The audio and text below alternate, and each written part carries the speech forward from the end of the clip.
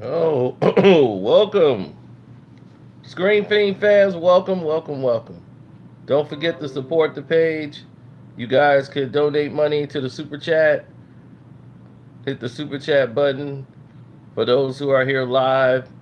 If you don't catch it live and you're watching it later, you can donate to the Cash App at Carcino, Karceno, on the Cash App. Now, we know Avengers Endgame is probably going to be the biggest film of all time. And not only will it be the greatest film of all time, we're looking at a situation in which that's not just going to be the case. We're talking about Superman 4. Probably the worst superhero movie made. Masters of the Universe was entirely better than Superman 4 The Quest for Peace.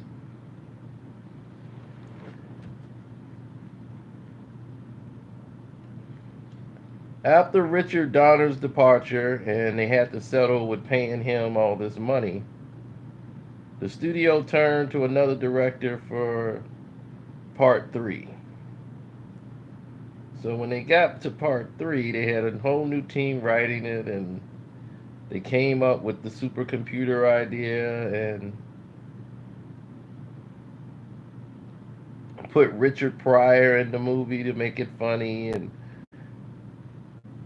even though that was a bad movie, it was a lot better than Superman 4, The Quest for Peace. First off, this was a movie, a film, that Christopher Reeve did not want to do. He did not want to play Superman anymore, did not want to put on the suit, didn't want to do it. Superman rights was sold. The company didn't even want the rights to the movie anymore. They didn't even want Superman anymore.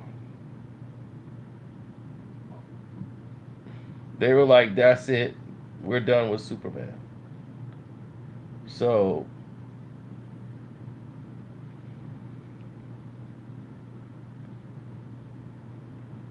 for sure.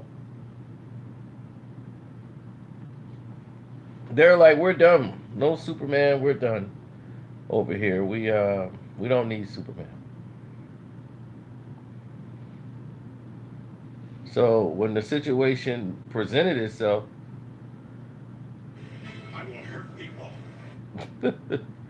they got the Superman 4. It just got more and more ridiculous as the plot thickened. Now, Superman 4, Rosenthal and everybody who, wrote on the script, him and his buddy, came over from Jewel of the Nile success. They made Christopher Reeve a deal. They said, what you can do is we'll produce your next film. The next project you want to do, we'll produce it. We'll make that movie for you. And we'll let you get a co-writer or producer credit on the movie. So that's what sold the deal and got the deal completely done for Christopher Reeve to return as Superman. They wanted the whole cast back, so they went and got Margot Kidder as Lois Lane. They threw her back in the film because they wanted her name. But they said, she's not as pretty as she used to be. We need to get someone else in here. She's not as foxy.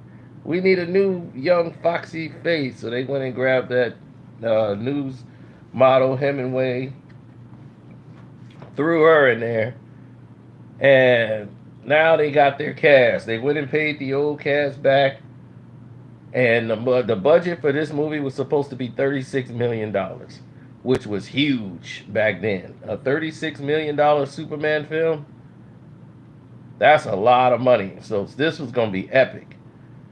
Superman 4 was going to break the mold.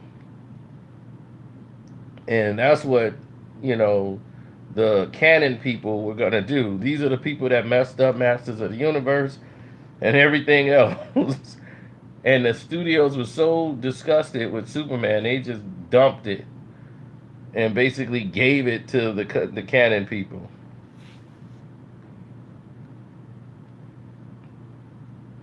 Now, this movie reportedly made 15 million bucks in the box office. God only knows how. It went from a $36 million budget to make it, cut all the way down to like 16, 17 million. Why? Because Canon was filming like about 20 movies, 20 plus movies at the time.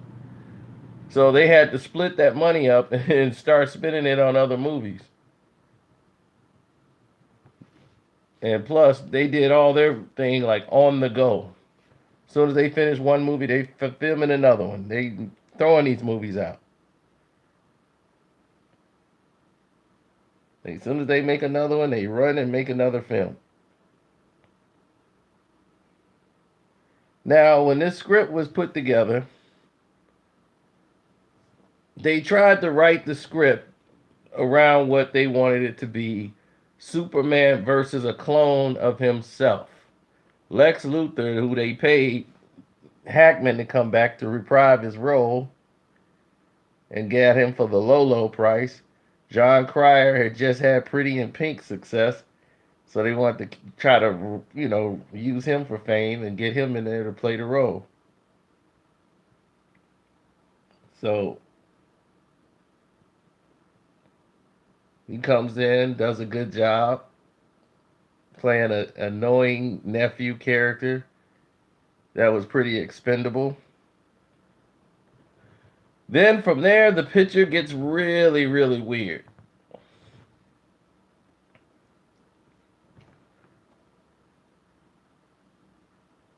And what I mean weird is that the script at this time, Christopher Reeve was all into the environmental and protecting the country, protecting the world, and all these different things. And he wanted Superman to get involved with nuclear arms. And at this time, the Cold War and all this stuff was still going on with Russia and the nuclear weapons war. And so he thought Superman should be involved in this and cleaning up the nuclear weapons. And he's going to the UN to make speeches. And this was more about Christopher Reeve's goal more than Superman's goal. So naturally, the writers thought this was a very dumb idea because, this is for kids. Kids don't want to hear about nuclear arms and all of these things and getting all technical and going into politics. So naturally, they found it to be pretty, boring. So they went and complained about it to the, Columbus and all those guys. And naturally, the canon people, they said, hey, write around it. You guys are writers. You know how to deal with actors. Write around what he wants to do. So they made two movies basically in one. This ridiculous nuclear arms deal where Superman throws the whatever, all the missiles off of the planet. He gets rid of all the nuclear arms, grabs them and takes them out, throws them into the sun, and destroys them all. And when he does that, Lex Luthor had put some device in there that had a chromosome that was supposed to be a clone of Superman that he used from a strand of hair that he donated to the library. First of all, the flaw in this is Superman's one string of hair was holding up like 1,000 pounds. One string of his hair that he donated to science in the museum was holding up a string of hair. I mean, 1,000 pounds in the museum. How was you gonna cut that hair with a pair of scissors if you're Lex Luthor? So That was pretty interesting. But let's move the film along. They had a good script, making a clone of Superman, giving Superman somebody to fight that is at least his equal. Instead of sticking with the comic book, they decide to create Nuclear Man. So Nuclear Man, who actually has the N on his on his cape and everything, the object of this, when it was written, Christopher Reeves was supposed to play Nuclear Man and Superman. So he was supposed to be fighting himself because the guy is a clone of him.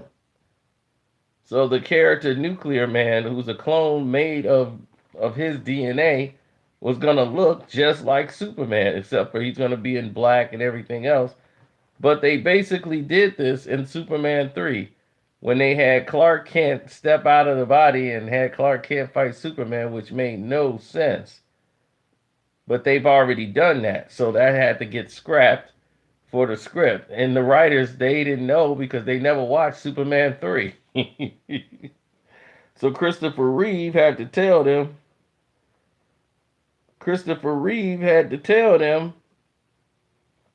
I've already done that. In the last Superman, I fought myself. And they were like, get out of here. You did that?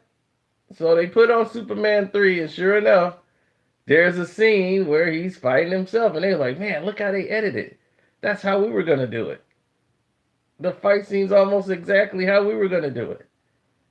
This whole fight scene was going to take place in a big epic showdown to the death on the moon. Now, here's another scene that was so dumb in the movie. And now it is epic and all over YouTube as Where's the Woman? It is the dumbest line of writing I've ever seen in my life. It is just, this actor never acted again in life. I feel bad for him. You know, he played Nuclear Man and, you know, probably thought this was going to be a ticket to something big. It was a ticket to the unemployment line. And this is why. Where is the woman? Give it up. You'll never find her. If you will not tell me, I will hurt people.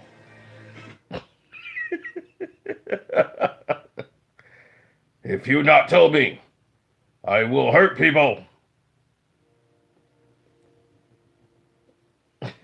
And what makes this even worse is because they had to keep cutting money.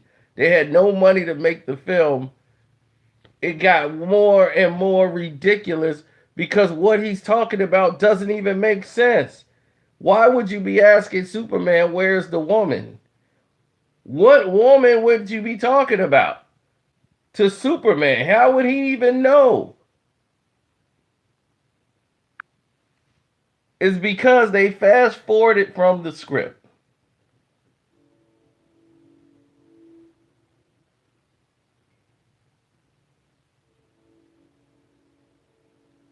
It just was, they had to find a way to connect Superman to this new girl. What's up, Shaq? I see you. He's like, I just watched this Avengers. They got it cracking out there in New Zealand, huh? Is yours. After it is gone, you will belong.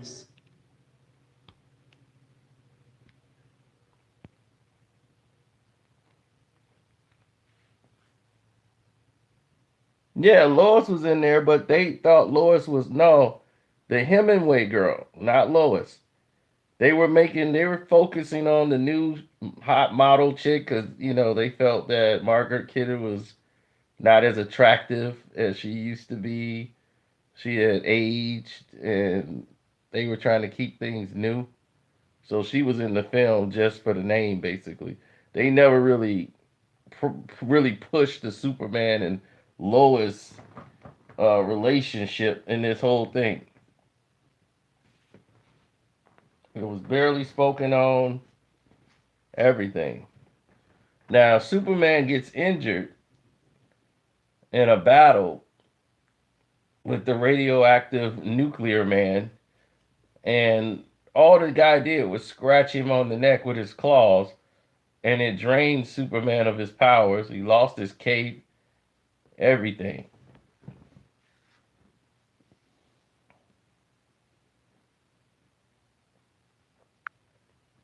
Saving the Statue of Liberty. Superman has to get his energy back by using what was last energy from the crystal that was under the house that he had, because he was dying. He was aging and dying.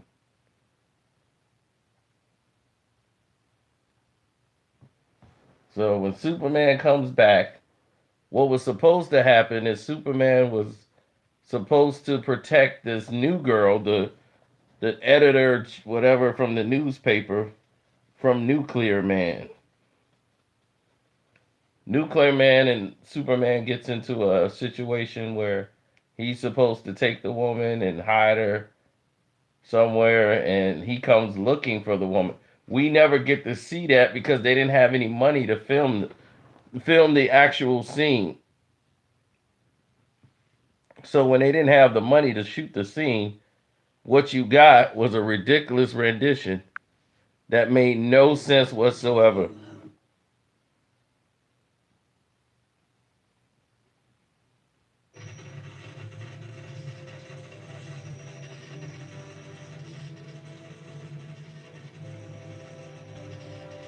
Nuclear Man only wakes up when the sun hits. Now he wakes up and just out of the blue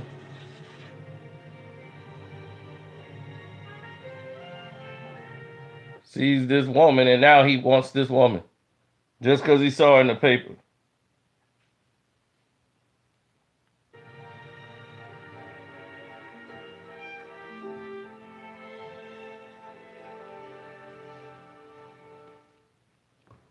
Now Nuclear Man's in love.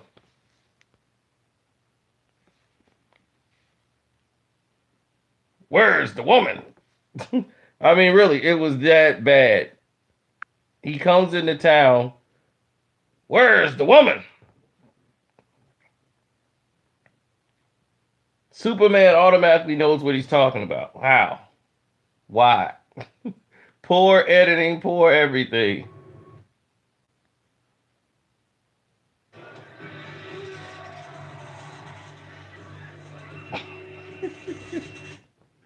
This was just roar. Where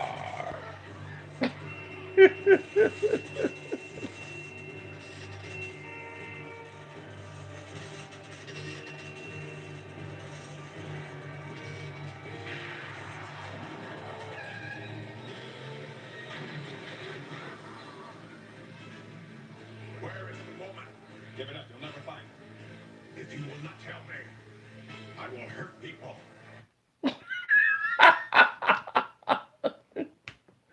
That's how bad it was, ladies and gentlemen.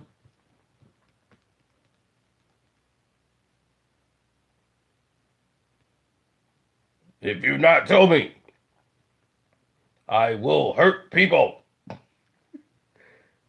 Yeah, that's how bad this writing was. I mean, they did the best they could, but gosh, this is bad.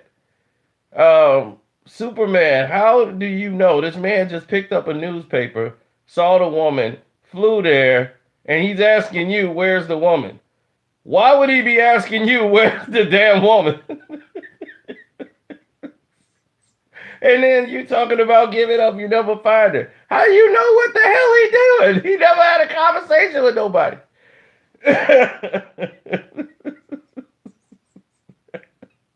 He just saw the newspaper, flew there to the Daily Planet where she worked, and he asking him, where's the woman? Give it up, you never find her. Who? How? Superman got a power we don't know about, huh? He know what's going on in his mind.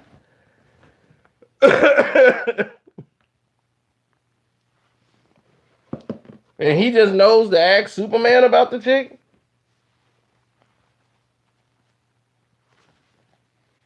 Superman be like, what woman you talking about?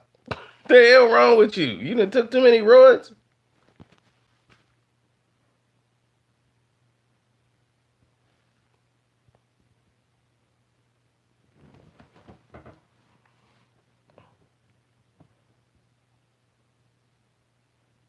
Yeah, the special effects was non-existent. So they was supposed to. Superman was supposed to take him to the moon. They were supposed to fight all through the city. They went to Japan. They edited so many stuff out of this film that they didn't have the money to put in. So on the deleted scenes, you'll see him in a tornado. Superman's chasing him all around the country, all around the world. He's just creating natural disasters everywhere, and Superman is like stopping him. And they filmed a lot of it and just had to cut the movie down so much because of the runtime. I'm like, well, the action scenes need to be all in this film. You need to do something to entertain somebody, because this script is ridiculous. The editing guy, whoever was in the editing room, was like, dude, we had to, we had to cut out a very valuable piece of the movie, which connected the reason why he's coming in there asking him for the woman. The scene was Superman protected and moved the woman to another location.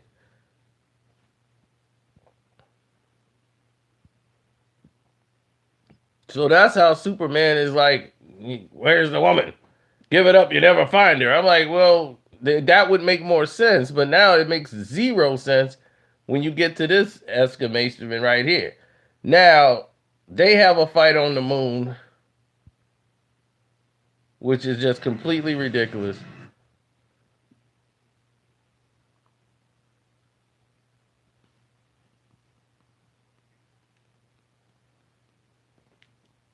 Is why we no longer have to worry about flushing too much toilet paper. Wait, so you don't flush your toilet paper at home? No.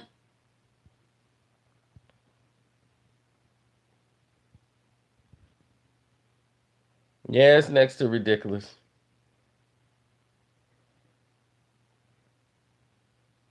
But we finna get to the most ridiculous part ever. And I do mean the most ridiculous part of this film.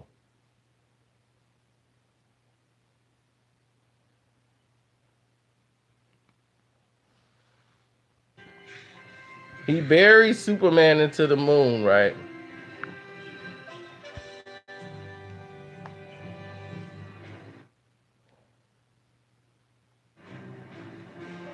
Now he gets the woman. He goes back and gets the chick. Can somebody please tell me where he was taking the damn girl?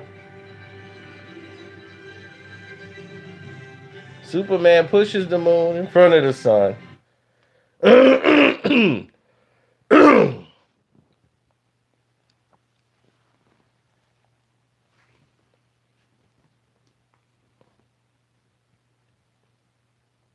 What's up, John? Superman pushes the moon in front of the sun, which blocks it and knocks out his powers. Now, if you're a nuclear man, your power is not coming from the sun.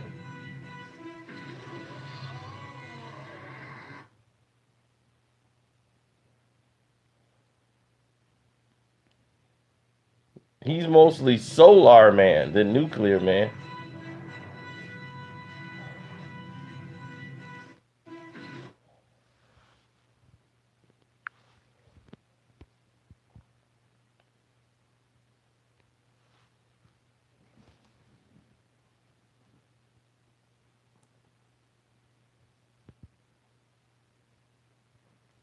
So he pushes the moon in front of the sun, blocks the power.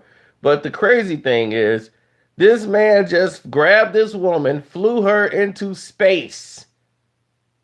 She would be a ice cube. She'd have burnt up on the way out of Earth atmosphere. She'd have turned to ash before she even made it to space. And where the hell are you taking her? Why is she in space?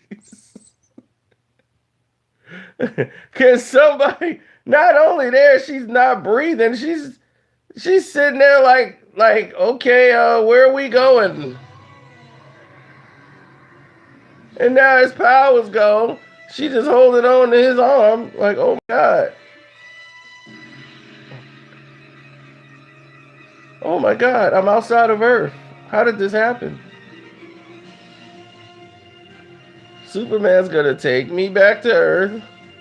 Oh wow, thank you, Superman, for taking me back. Then he's gonna come back and get Nuclear Man, who's just floating around out there till the sun come back up. Oh my gosh, this movie is terrible.